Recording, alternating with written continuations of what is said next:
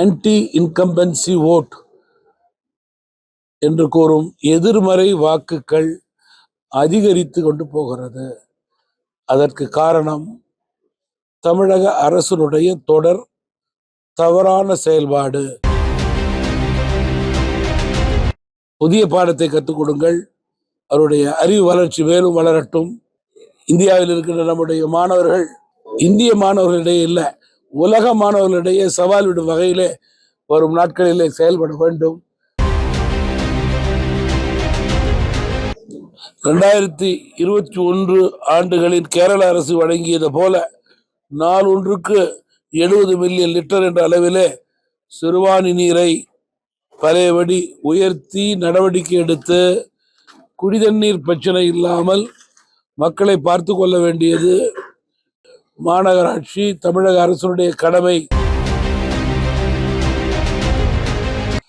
மத்திய அரசினுடைய சிறுபான்மை மக்களுக்கான திட்டங்கள், கல்வி மற்றும் வேலை வாய்ப்பு ஆகியவை அனைத்து துறைகளிலும் சிறுபான்மை மக்களுக்கு கிடைக்க வேண்டும் என்று கண்காணிக்கின்ற கட்சியாக கூட்டணியிலே உறுதி பூண்டு தமாக. கொங்கு மண்டலத்தினுடைய தமிழ் மாநில காங்கிரஸ் கட்சியினுடைய இரண்டாவது கூட்டம் வட்டார நகர பேரூராட்சி தலைவர்களுடைய ஆலோசனை கூட்டம். இந்த கூட்டத்தினுடைய முக்கியத்துவம் அடுத்த வருடம் நடைபெறவிருக்கின்ற சட்டமன்ற தேர்தலிலே தமிழ் மாநில காங்கிரஸ் கட்சி இந்த பகுதிகளிலே சட்டமன்ற உறுப்பினர்களை பெற வேண்டும் என்ற உயர் நோக்கத்தோடு செயல்பாடு இருக்க வேண்டும் என்பதை உறுதி செய்து கொள்ளும் வகையிலே இயக்கத்தை பலப்படுத்த இது போன்ற கூட்டங்கள் நடைபெறுகிறது. இன்று ஒன்றுபட்ட கோயமுத்தூர்,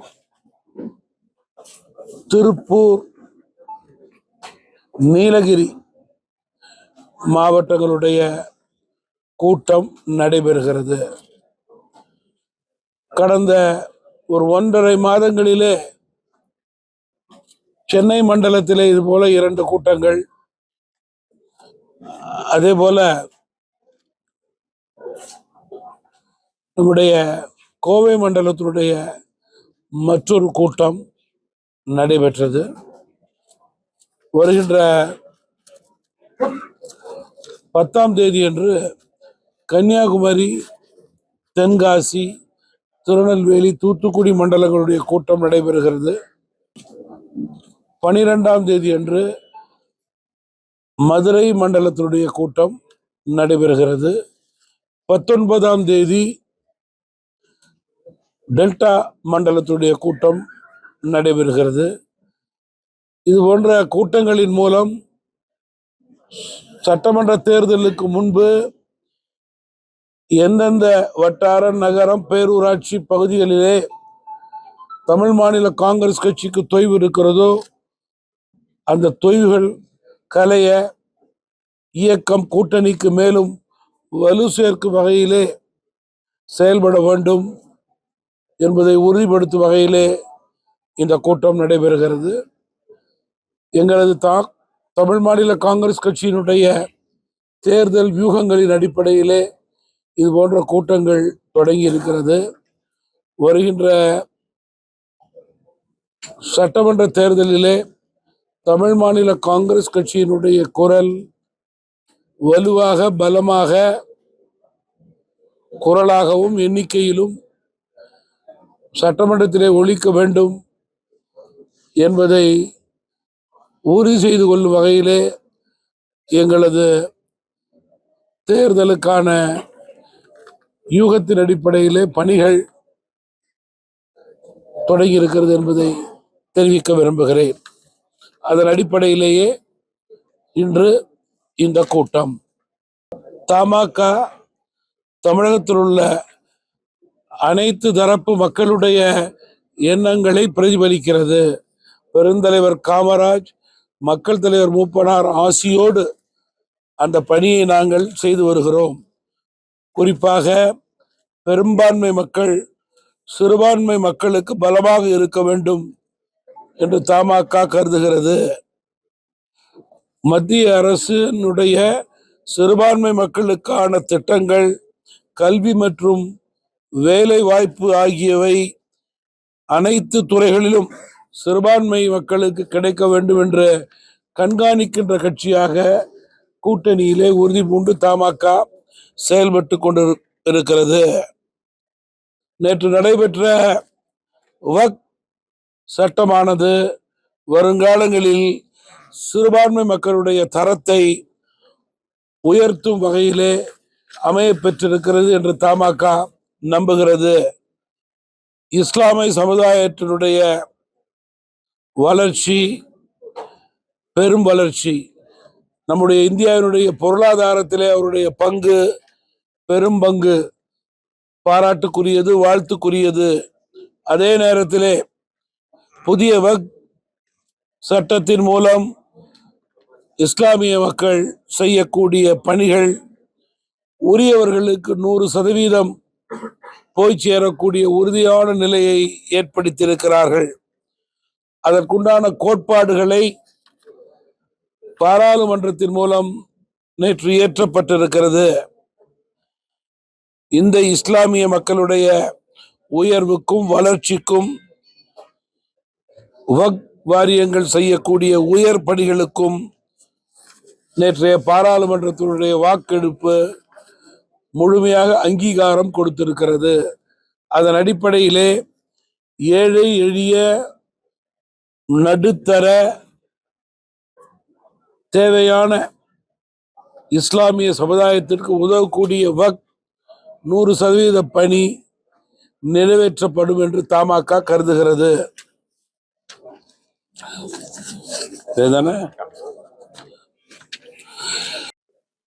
குடமுழுக்கு நடைபெற்றதையொட்டி வரும் நாட்களிலே தரிசனம் செய்ய வரும் பக்தர்களுக்கு உரிய பாதுகாப்பு கொடுக்க வேண்டும். மருத்துவம், உணவு மற்றும் முக்கியமாக வாகனங்களுக்கு பார்க்கிங் வசதி செய்து தரக்கூடிய நிலையை மாநகராட்சி ஏற்படுத்தி தர வேண்டும் என்று தமாக வலியுறுத்துகிறது. கோடை காலம் தொடங்கிவிட்டது. குறிப்பாக கோவை மாநகராட்சி மற்றும் சுற்று வட்டாரத்தில் இருக்கின்ற சட்டமன்ற பகுதிகளெல்லாம் கோடை காலத்தில் தண்ணீர் பிரச்சனை இல்லாத வகையிலே பார்த்து கொள்ள வேண்டும். தற்பொழுது வழங்கி வரும் நாள் ஒன்றுக்கு 30 மில்லியன் லிட்டர் குடிநீரை 2021 ஆண்டுகளில் கேரள அரசு வழங்கியது போல நாள் ஒன்றுக்கு 70 மில்லியன் லிட்டர் என்ற அளவிலே சிறுவாணி நீரை பழையபடி உயர்த்தி நடவடிக்கை எடுத்து குடிதண்ணீர் பிரச்சனை இல்லாமல் மக்களை பார்த்து கொள்ள வேண்டியது நம்முடைய மாநகராட்சி, தமிழக அரசுடைய கடமை என்று குறிப்பிட விரும்புகிறேன். மழை நீர் வடிகால் வசதியை தென்மேற்கு பருவமழை தொடங்க 2 மாதம் உள்ள நிலையிலே முன்னெச்சரிக்கை நடவடிக்கையாக இப்பொழுதே வடிகால்களை சுத்தம் செய்ய அரசு நடவடிக்கை எடுக்க வேண்டும். கோவை மாநகருடைய மிக முக்கியமான பிரதான சாலைகள் Avinashi road, Tiruchi road, parking வசதி இல்லாமல் பொதுமக்கள் அவதிப்பட்டு கொண்டிருக்கிறார்கள். பார்க்கிங் வசதி செய்து தரக்கூடிய கடமை மாநகராட்சிக்கு உண்டு. அதை ஒழுங்குபடுத்தி முறைப்படுத்தி செய்ய வேண்டும் என்று கேட்டுக்கொள்ள விரும்புகிறேன். அதே போல கோவையில் உள்ள முக்கியமான சாலைகளிலே நடப்பதற்கான பிளாட்ஃபார்ம், பாதசாரிகளுக்கு நடைபெற பாதை வசதி உறுதிப்படுத்த வேண்டும். பல இடங்களிலே நடைபாதை இருந்தாலும் ஆக்கிரமிப்பின் காரணமாக சாதாரண மக்கள் நடந்து செல்ல முடியாத சூழல் இருக்கிறது. தென்னை மரங்கள் இங்கே கோவை மாநகரத்தை சுற்றி தென்னை மரங்கள் அதிகமாக இருக்கின்ற காரணத்தினால் விவசாயிகளுக்கு அரசு சார்பிலே பூச்சி தாக்குதலுக்கான சரியான மருந்துகளை வழங்கி தென்னை மரங்களை காத்திட வேண்டும்.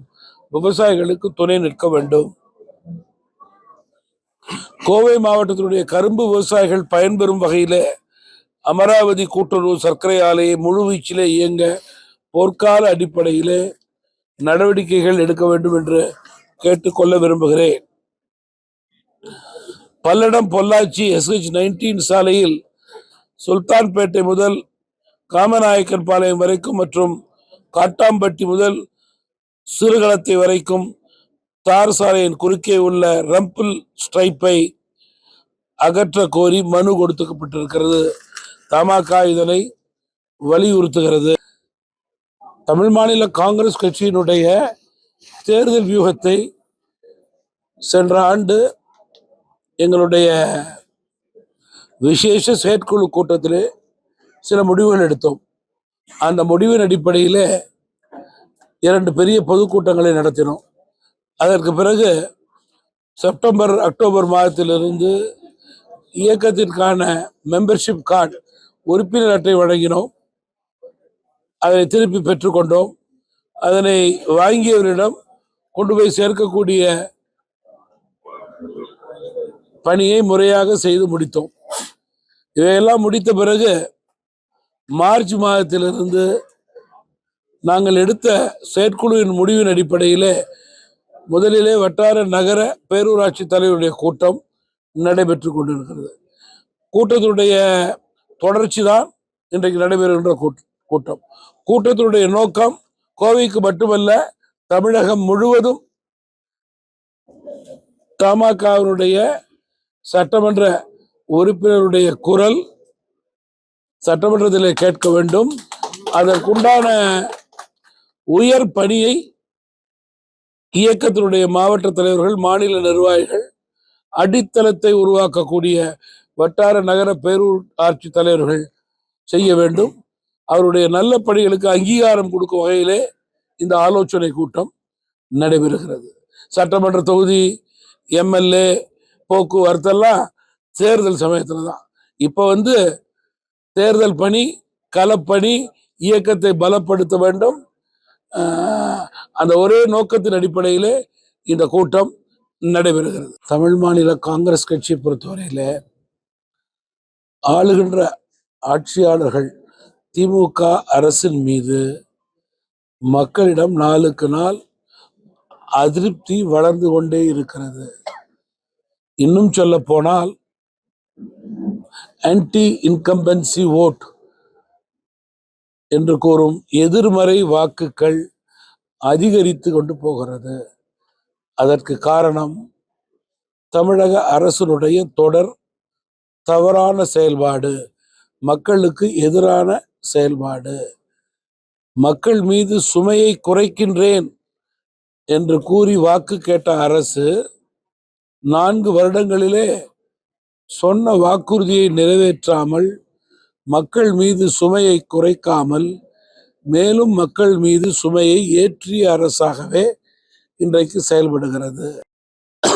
அதுக்கு நிறைய உதாரணங்கள் கொடுக்கலாம்.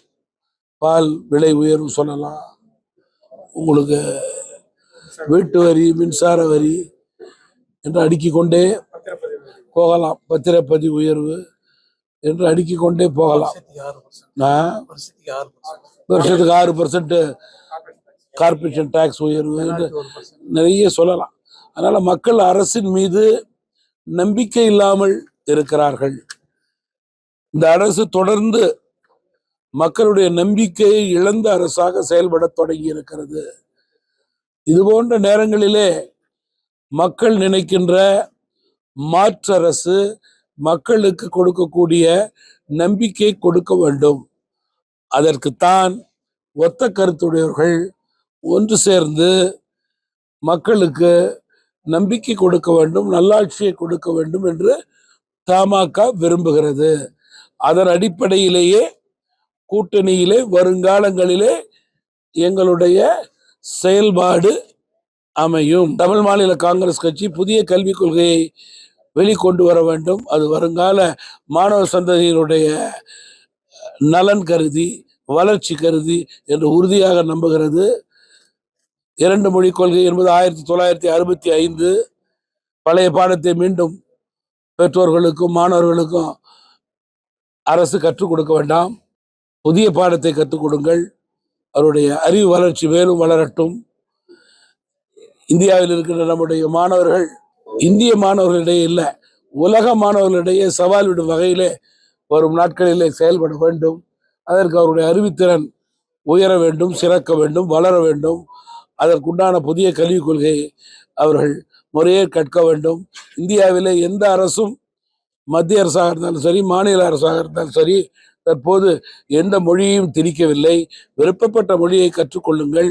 2 மொழிக்கு மேல் ஒரு மொழி கற்றுக்கொண்டால் உங்கள் வாழ்க்கை தரம் உயரும் என்று கேட்கிறது.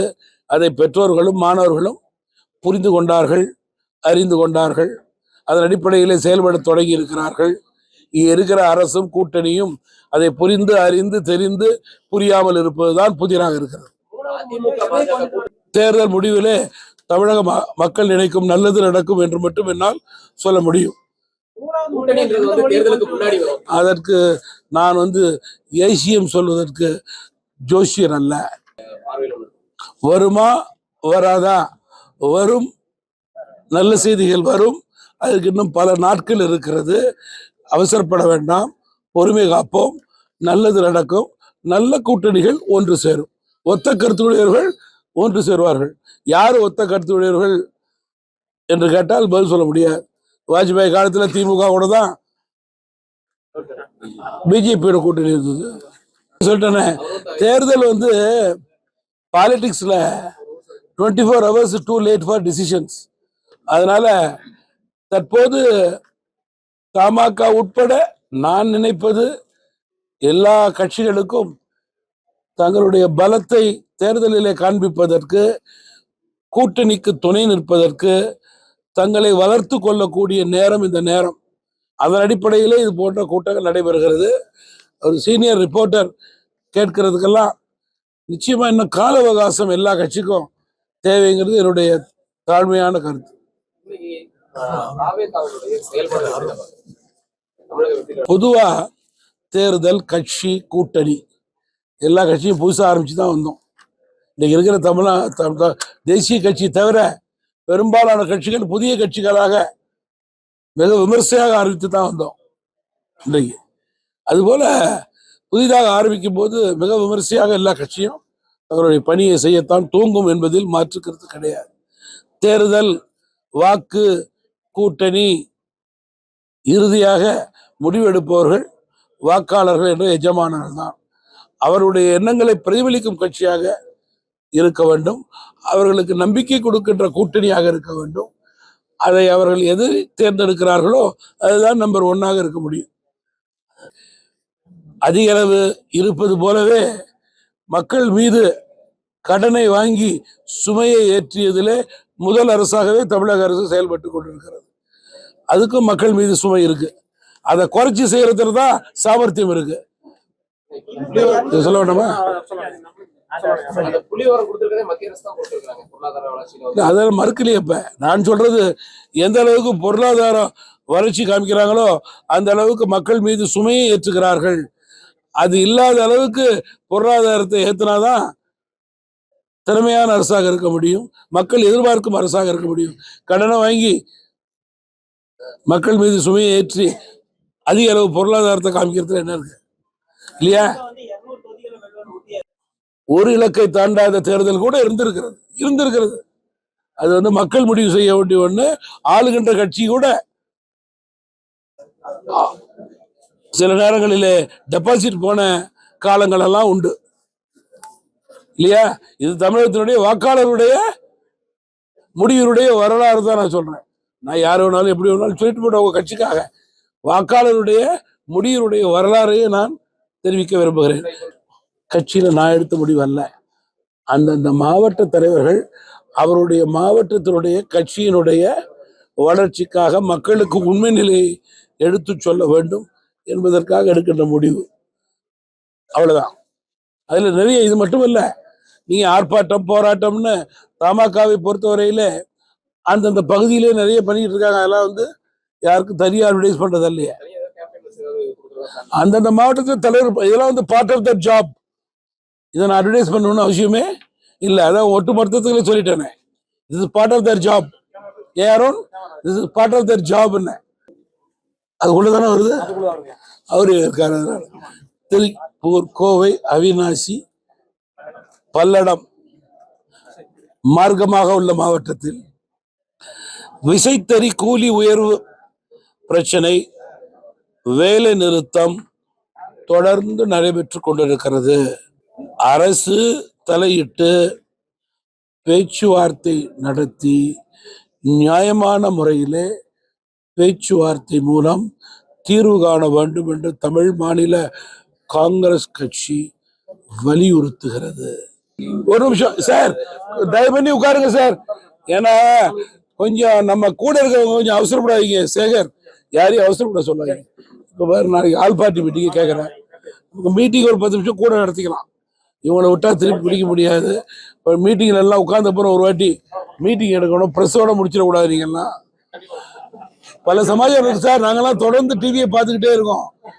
கட்சியினுடைய தலைவர்களுடைய கருத்துக்களுக்கு இந்திய மக்களிடையே நம்பகத்தன்மை குறைந்து விட்டது என்பதற்கு இவைகளெல்லாம் எடுத்துக்காட்டு. பிரித்தாளுவதுதான் நாட்டின் ஒற்றுமை என்றால் மக்கள் இன்றைக்கு எதிர்கட்சிகளை ஏற்றுக்கொள்வது கிடையாது. ஆளுங்கட்சியின் மூலம் 140 கோடி மக்களுக்கும் அனைத்து துறைகளிலும் வேறுபாடின்றி பாகுபாடின்றி திட்டங்கள் போய் சேருகிறது. இன்றைக்கு நாடு அமைதியாக இருக்கிறது, ஒற்றுமையாக இருக்கிறது. இதுதான் முக்கியம். இதனை ஜீரணிக்க முடியாத தலைவர்கள் தேசிய அளவிலே குழப்பம் செய்ய நினைத்தால் அது எடுபடுவது கிடையாது. 3வது முறையும் நாடாளுமன்றத்திலே எடுபடவில்லை என்பதுதான் உண்மை நிலை. அவர்கள் இன்னும் ஜனநாயக முறைப்படி 4 ஆண்டுகள் பொறுத்துத்தான் ஆக வேண்டும்.